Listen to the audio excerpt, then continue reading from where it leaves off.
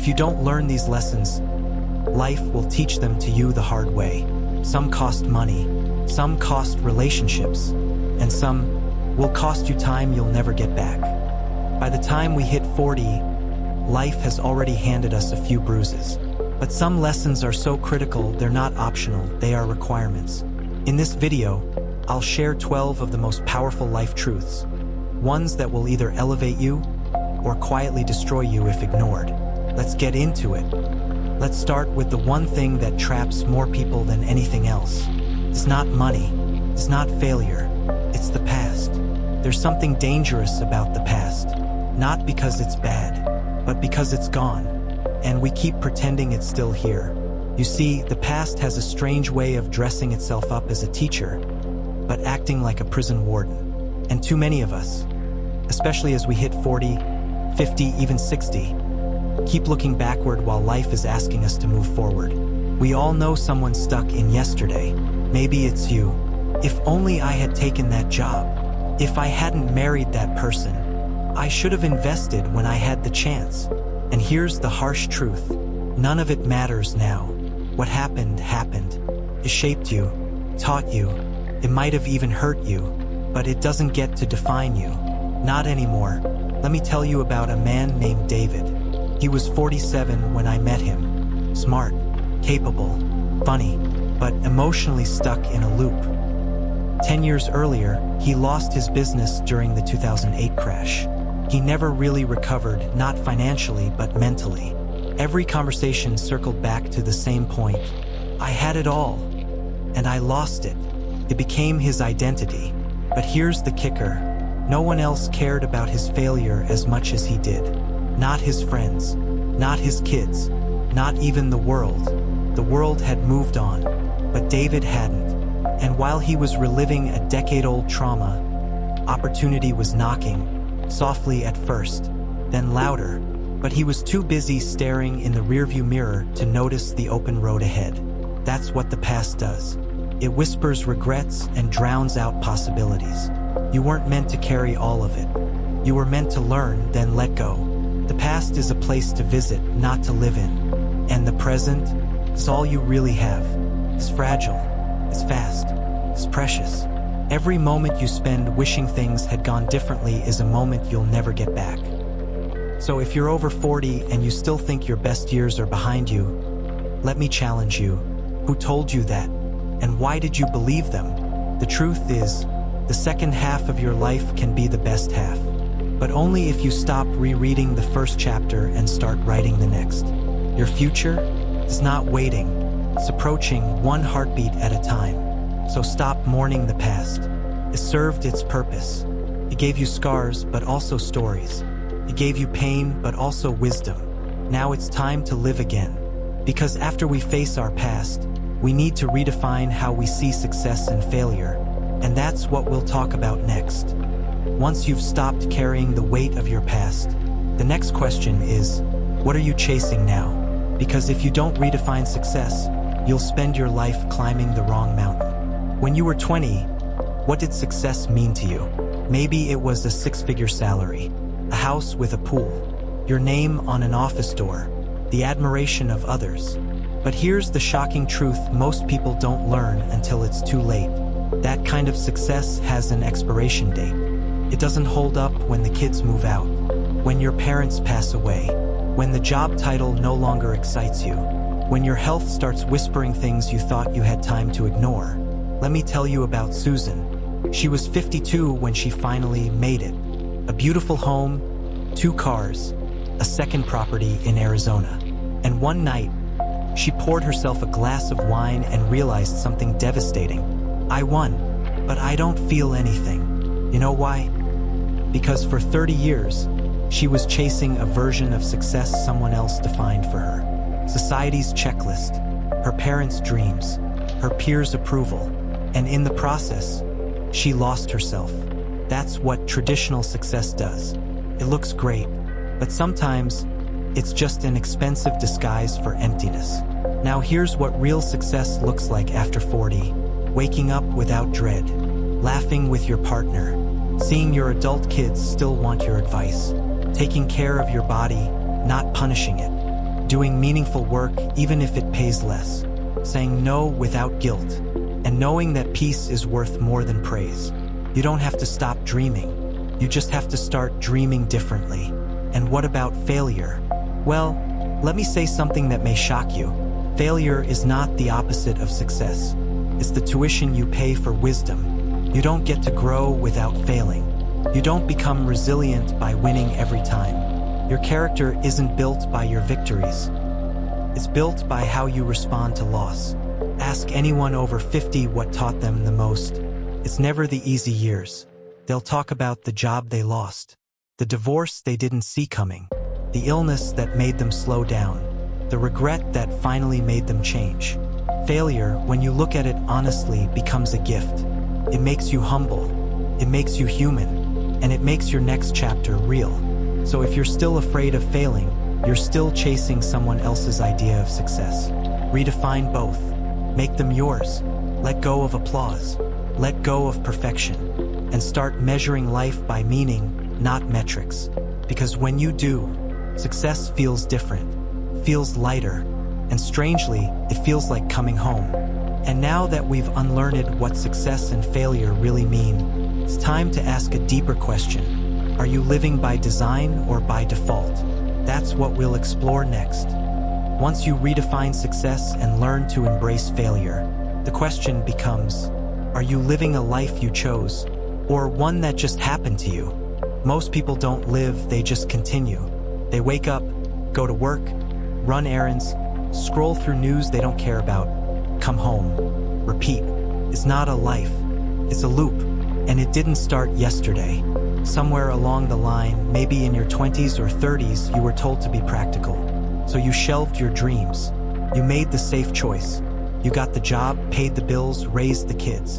And now, years later, you wake up and wonder, is this all there is? Let me tell you something that might break your heart a little. If you don't design your life, someone else will design it for you. And you may not like where it leads. That's what happened to Mike. He was a high school teacher, stable job, health insurance, summers off. But at 49, he had a panic attack in the school parking lot. He didn't hate his job, but he realized he never chose it. He just followed what seemed smart. He was living someone else's blueprint. Mike didn't quit overnight, but he started designing on the side. He got back into photography. He stopped saying yes to every after-school committee. He carved out time for what made him feel alive. And slowly, his life became his again. That's the truth most people miss. Designing your life doesn't always mean a radical restart. It just means getting intentional, making one brave choice at a time, asking, what do I want more of? What do I need less of? And what have I been putting off that matters deeply to me? Start small. Turn off your phone during dinner. Take that weekend writing class. Schedule a walk. Not just for your body, but for your mind. Say no to the things you've been tolerating for years. Reconnect with the person you were before the world told you who to be. You are not too old. You are not too late. And you're not stuck unless you decide to stay that way. Design doesn't mean control. Life will still surprise you. But when you're the architect, not the tenant, you meet those surprises with a foundation. You don't need to burn your life down. You just need to light one corner of it up again. Now, here's where it gets personal. Because even if you start designing your life, you'll still have to make one of the hardest decisions. Who gets to stay in that life and who doesn't? Let's talk about boundaries next. When you start designing your life, you'll realize something painful but powerful. Not everyone you've walked with can come with you. That's when you learn the true meaning of boundaries. We were taught that kindness means being available, that love means sacrifice, that saying yes makes us good, and saying no makes us selfish. But what if saying no is the most loving thing you can do for yourself and for others? Let me tell you about Carol, a 53-year-old woman, divorced, 2 grown kids. She spent most of her adult life putting everyone first. She never complained, never said she was tired, never asked for space, until one day, her daughter snapped at her for forgetting to buy almond milk. Carol didn't yell. She didn't cry. She just went silent. she realized something terrifying. She had raised everyone around her to believe she had no needs of her own. That day, Carol began what she called her quiet rebellion. She stopped picking up every phone call. She told her sister, "I'm not available this weekend." She asked her son to do his own laundry when he visited. And when guilt crept in, because it did, she reminded herself, this isn't rejection. This is respect. This is love with a backbone. Because here's the truth most people won't say out loud. If you never set a boundary, people will assume you don't need one. And when you finally do, some will push back. Not because you're wrong, but because the old you made life too easy for them. Boundaries are not walls. They're doors. Doors with locks. And you hold the key. You decide who gets full access, who needs to knock, and who, maybe, doesn't get in at all anymore. And yes, it's hard. It's hard when it's your mother who always guilt trips you, or the friend who only calls when they need something, or your adult child who leans on you but never asks how you're doing. But boundaries teach people how to love you properly. They say, I still care about you. I still want you in my life. But here's the version of me I'm protecting now, and that version matters too. And when you protect your peace, you become a safer person to be around. More present, more grounded, more you. So let me ask you, where are you saying yes when you're dying to say no? Who drains you just by walking in the room? What's one boundary you've been afraid to set? Because you don't want to upset someone. You can love people and still choose distance. You can be kind and still say, that doesn't work for me. You are not a doormat. You are a door. And it's time to learn how to close it with grace. Now that you've begun to protect your energy, there's another kind of boundary you need to set. Not with others, but with your own mind. Because the thoughts you allow inside can build you up, or quietly destroy you. Let's talk about the power of inner language next. You've learned to say no. You've learned to set boundaries. But what if the person you still need to stand up to is the voice inside your own head? You wake up in the morning. You haven't even had your coffee, and the voice starts whispering, you're behind. You should have done more yesterday. You're not aging well. Everyone's moved on without you. Sound familiar? We all have an inner narrator. And for most of us over 40, it doesn't whisper encouragement. It echoes old criticism. It's not your voice. It's your parents' disappointment. A teacher who shamed you. A boss who made you feel invisible. A society that told you your value ends at 30. But here's what no one tells you. The words you speak to yourself become the house you live in. Let me tell you about Raymond, a 62-year-old retired firefighter. He spent his life saving others, running into burning buildings. But every time he looked in the mirror, he saw failure. Why? Because somewhere along the way, he learned this line. If you're not providing, you're not valuable. So retirement, it didn't feel like rest. It felt like erasure. Until one day, he heard his granddaughter say to a friend, my grandpa doesn't work anymore, but he's always here. He listens to me better than anyone. That one line shattered decades of toxic self-talk. He realized his worth was never in the paycheck. It was in his presence. That's the power of reframing, of replacing harshness with honesty. Not fake positivity, but kind truth. So ask yourself right now, what words have you been feeding yourself for years? Without question, what silent script is keeping you small? Would you speak to your child the way you speak to yourself? If the answer is no, it's time to rewrite the story. Because here's the beautiful truth. You are not too late. You are not behind. You are not broken.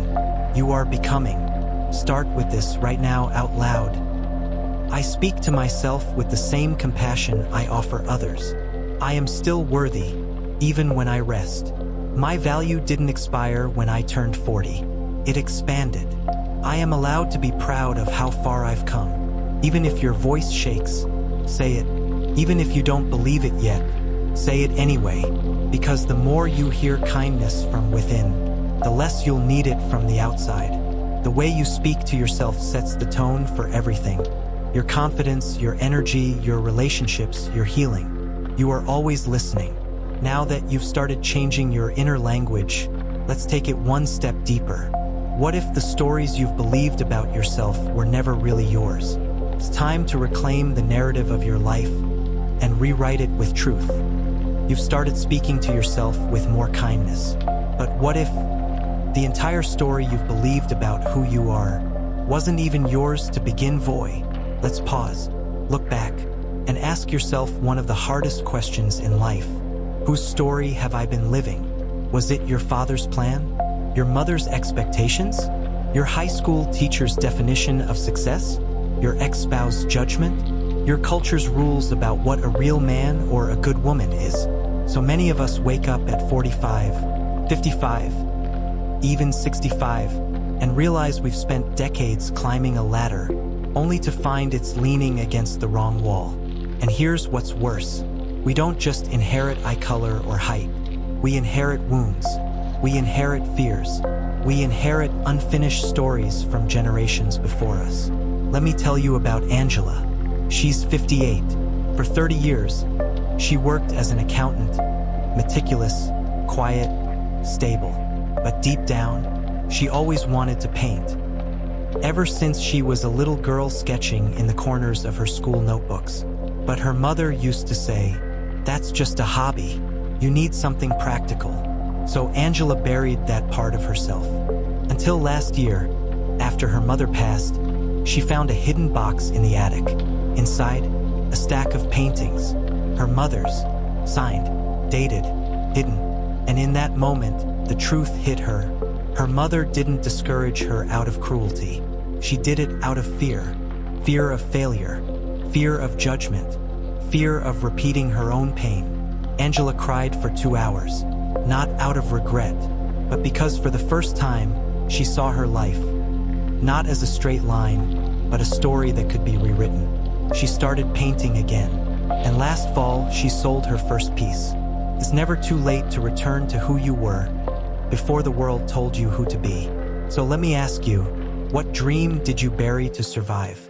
What truth did you silence to please others?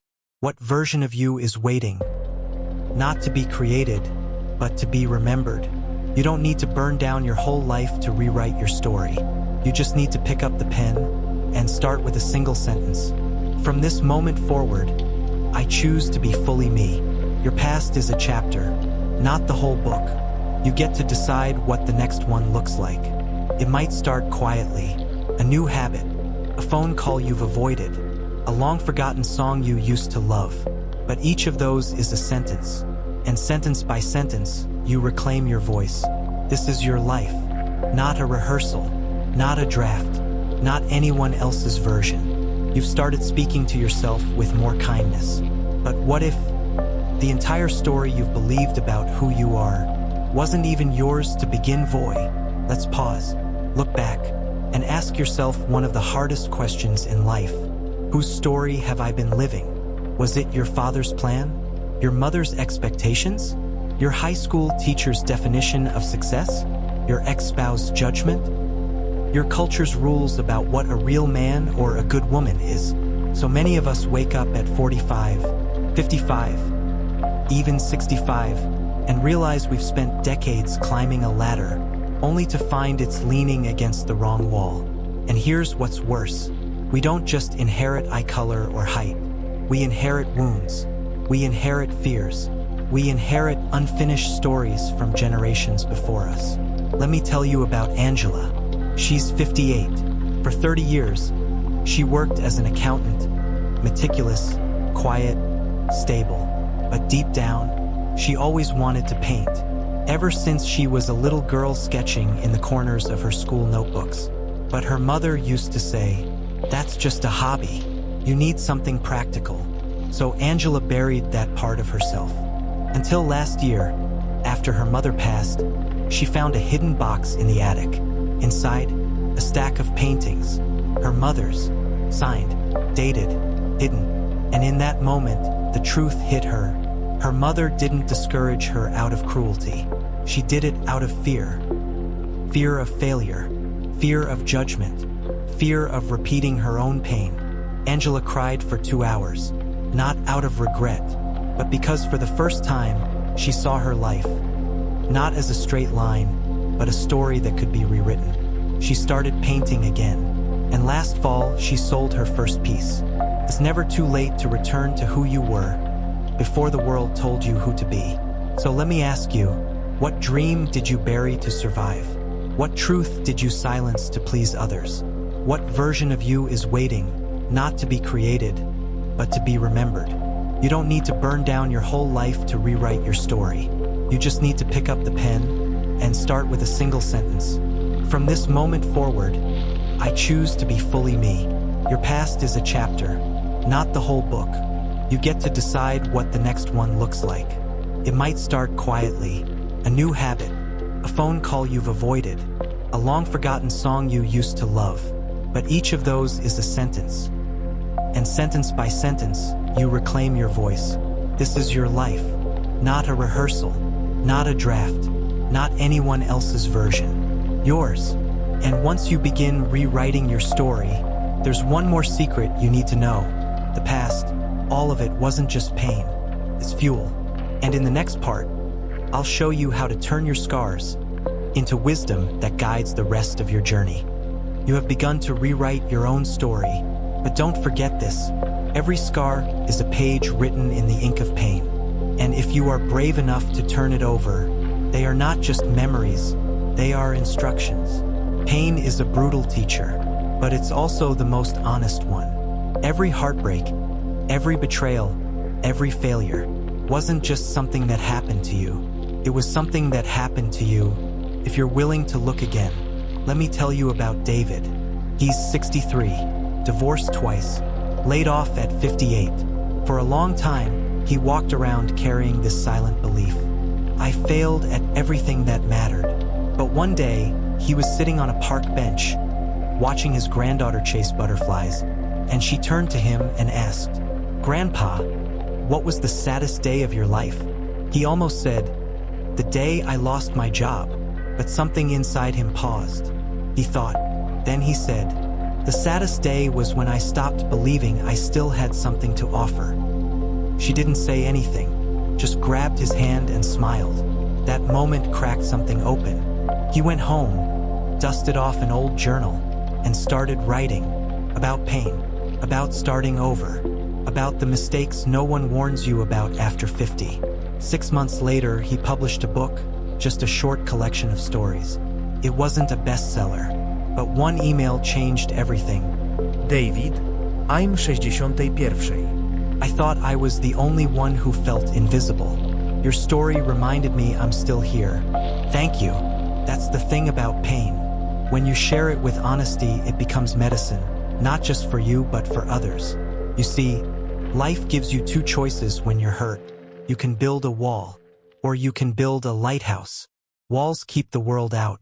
Lighthouses shine through the storm and help others find their way home. Which will you build? Here's what no one told us when we were younger. The people who inspire us most aren't the ones who had it all together. They're the ones who broke and rebuild themselves with open hearts. Your pain is not a punishment. It's a portal. It's asking, will you carry bitterness or will you carry wisdom? Because you now know what love is not. You now know what failure feels like. You now know how much strength it takes to keep going when everything falls apart. That's not weakness. That's gold. So instead of hiding your story, tell it. Instead of numbing your past, mine it. Instead of asking, why me? Ask, what can this teach me? And how can I pass it on? And when you begin to turn your pain into wisdom, a wonderful thing happens. You begin to lift others up. In the next section, we will explore how to be a guide, a light for those who are walking the same path you have walked. When you step out of the darkness with your heart still beating, you are not just a survivor, you are the guide. There's a sacred role that life offers us after 40, 50, 60, one that's more important than titles, status, or success. It's this sparkles to become a guide, not a guru, not someone who claims to know it all, but someone who has walked through the fire and is willing to walk beside others still in the flames. Because here's a truth no one says out loud. Most people don't need advice. They need presence. They need someone who says, I see you. I've been there, and you're not alone. Let me tell you about Karen. She lost her husband after 38 years of marriage. For a long time, she sat in the silence of their empty home, listened to the hum of the fridge, the ticking clock, the absence. One day, she walked into a grief support group, not to speak, just to listen. But something changed when a younger widow, only 42, said through tears, "I don't know if I can raise these kids alone." Karen reached over, took her hand, and whispered, "You can." I did. Not the same way, not the same pain, but I made it through. And I'll sit with you as long as you need. That moment, it mattered more than any lecture, any book, any advice. It was human solidarity in raw form. At some point, we all wonder, what's my legacy? It's not always money or reputation or awards. Sometimes your greatest legacy is the way you show up for one person at the right time, with wisdom only you carry. You see, every mistake you make, every heartbreak you endure, every wrong turn that almost broke you, it was equipping you, not just for survival, but for service. To be a steady hand for someone else. To say the right thing when someone else is too tired to believe. To become, in their chaos, the calm you wish you had in yours. Maybe you think, but who would listen to me? Let me tell you, there is someone, maybe even watching this video, who needs exactly your voice. Not someone younger, not someone with better tech skills. You, because there's a depth in you now, a quiet strength. You've seen how life bends people, and how some still rise. So what if, instead of asking, "What's next for me?" you asked, "Who can I help next?" Not to save them, but to remind them they're still worth saving. And the great thing is, when you start leading others, you also start healing yourself. But to do that, you need a core element that no one can teach you: self-respect. You can't be a leader if you don't know your own worth.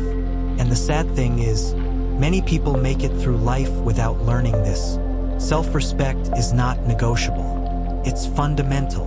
Remember the last time you did something just to please someone else. Maybe it was accepting an invitation you didn't want, keeping quiet when you should have spoken up, or forgiving someone who wasn't sorry, just to keep the peace. Did you feel relieved afterward? Or did you feel like you gave up a part of yourself? Self-respect isn't arrogance. It's not about ego or pride. It's about boundaries. It's about whispering to yourself in the mirror, "I matter," even when no one sees it, even when no one claps. Matter. A man named Michael once shared this. At age 52, he left a high-paying job after 25 years. Not because he didn't need the money, but because he realized, every time I walked into that office, I felt smaller. Not because they said I was useless, but because I started to believe it. He didn't leave because he wanted to find his passion. He left because he reclaimed his self-respect. And when he did, he protected the most precious thing a person has, himself. Self-respect is something you can't buy, nor can you borrow. It's built by the times you say no when it's hard, the times you don't explain, don't justify, just keep quiet and walk away, the times you don't have to win, just don't betray yourself. Others may not understand. They may accuse you of being selfish or cold, but you don't live to make them comfortable. You live to be true to yourself. And here's the surprise. When you have self-respect, you don't need others to respect you. They will naturally, because they sense your boundaries. They see your eyes not bowing. They realize you are not someone who can be controlled by guilt or fear of abandonment. You may have neglected yourself for years, putting others' needs first, sacrificing, enduring, swallowing your tears. But today you can choose again, and you don't have to shout, just a whisper inside. From today, I will not do anything that makes me feel small. I deserve peace, self-respect myself. And when you stand firmly on the foundation of self-respect, a miracle begins to happen. You begin to learn to let go, not because you are weak, but because you are strong enough to understand that not everything you keep is the thing you should keep. Self-respect keeps you standing tall. But sometimes, what keeps you going is not holding on, but letting go. Not because you give up, but because you choose to live lighter. Have you ever held on to something too long? A relationship that has gone cold, a job that drains you, an old dream that your heart no longer flutters when you think about it? We hold on because of familiarity, because of fear, because we think if I let go, I will lose everything. But has anyone told you that everything you hold on to in pain is a place where you have no room for something new to enter?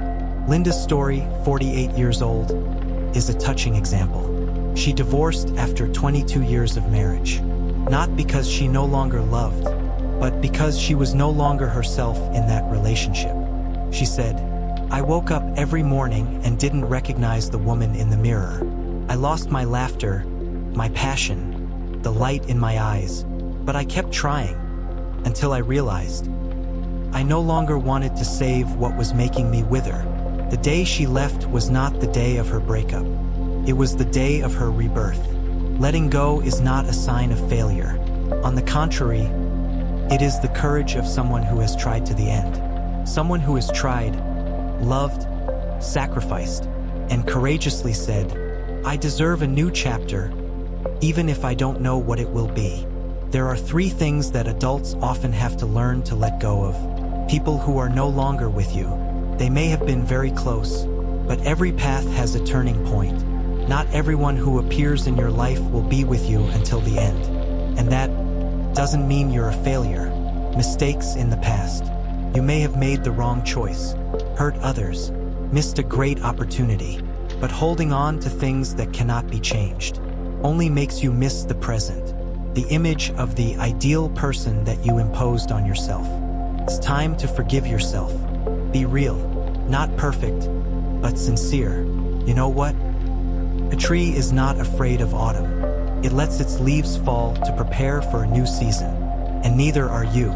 You don't have to force yourself to hold on to everything.